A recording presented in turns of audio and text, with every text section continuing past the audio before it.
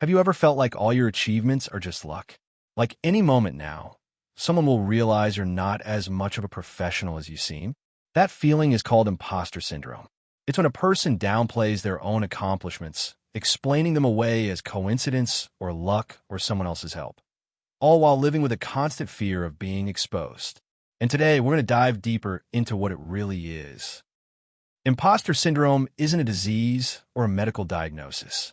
The term was first introduced by psychologists Pauline Clance and Susan Imes back in 1978. They noticed that even highly successful people often felt as if their achievements were a fluke rather than the result of their own efforts. It's a psychological phenomenon where we downplay our own success. Instead of acknowledging, yes, I did this, a person tells themselves, I just got lucky, other people probably helped me, or it wasn't anything special. It's important to understand that feeling this way doesn't mean there's something wrong with you. In fact, research shows that up to 70% of people experience it at some point in their lives. Imagine that. Nearly every second or third person has felt like an imposter at least once. Why does it happen? Often, it comes from perfectionism, when we set impossibly high standards for ourselves. Sometimes it's rooted in upbringing. For example, if as children we were only praised for perfect results. Comparison with others plays a big role too, especially in the age of social media, where we see polished highlights but not the mistakes behind them. Scientists have even described a typical cycle of imposter syndrome. A person gets a task and immediately fears they'll fail. So they either work themselves to exhaustion trying to make it perfect, or they procrastinate and struggle with anxiety. In the end, even if the result is excellent, they still explain it away as luck rather than effort. And then the whole cycle repeats. And here's another interesting point. At first, imposter syndrome was studied in women, but later it turned out to affect everyone: men, women, students, and seasoned professionals. It's especially common in environments with high competition or when someone feels like they don't belong. Let's go through some groups and why they're more likely to experience imposter feelings.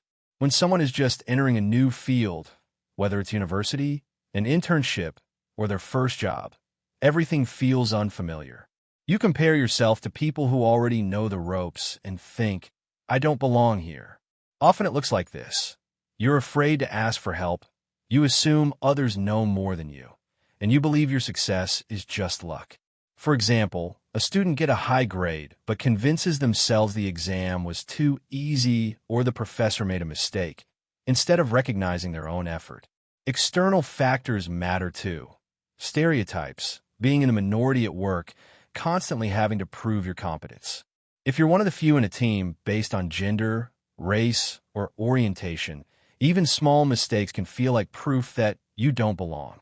This isn't because those people are less capable. It's a result of pressure and a system that offers less support and questions their achievements more often. There's also a paradox. The higher you climb, the more likely you are to feel like an imposter. Promotions, awards, and big wins come with greater visibility and higher expectations. People who are perfectionists often interpret even the smallest flaw as proof they're not good enough. For example, a manager leading a major project might think, we just got lucky, even though they and their team put in enormous effort.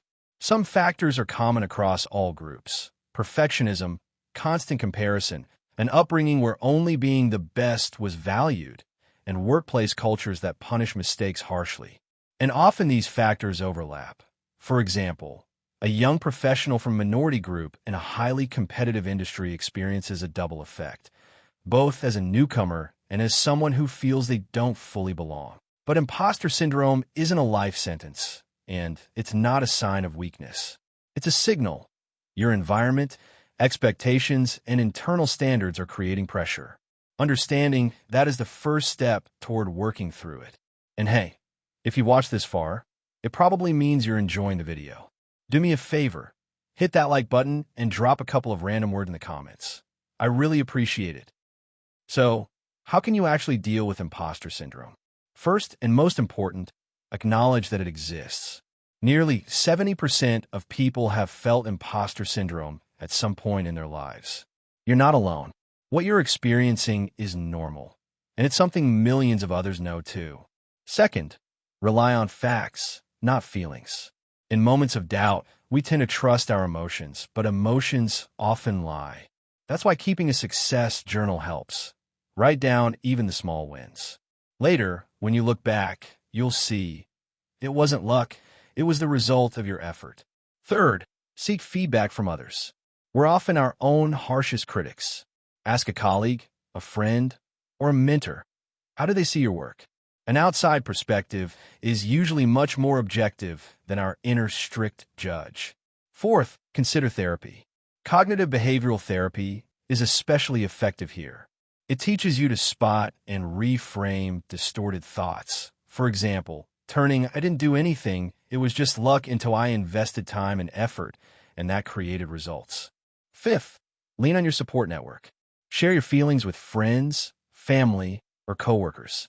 Very often, when people open up, they hear, "Wow, I felt the same way too." That sense of connection can lift a huge weight off your shoulders. Working through imposter syndrome takes time, but it's absolutely possible. It doesn't disappear overnight. Yet every step, whether it's acknowledging it, keeping a journal, getting feedback, talking to therapists, or opening up to loved ones, makes you more confident. And the most important thing to remember, these doubts do not define who you really are. It's important to remember that imposter syndrome most often shows up in people who are talented, ambitious, and striving for big goals. It's not a weakness.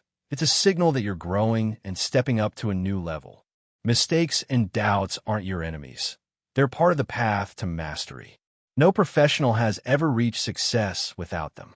And here's another paradox. The real imposters are usually the ones who rarely doubt themselves. If you're asking, "What if I don't deserve this?"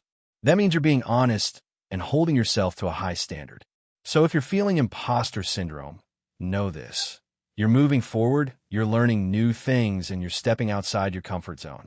And that's the truest sign of growth. Imposter syndrome isn't your enemy.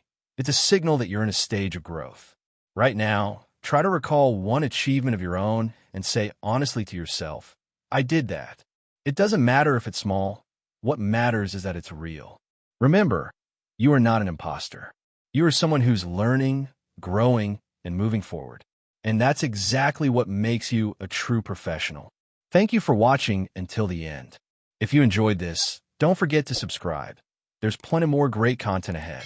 See you in the next video.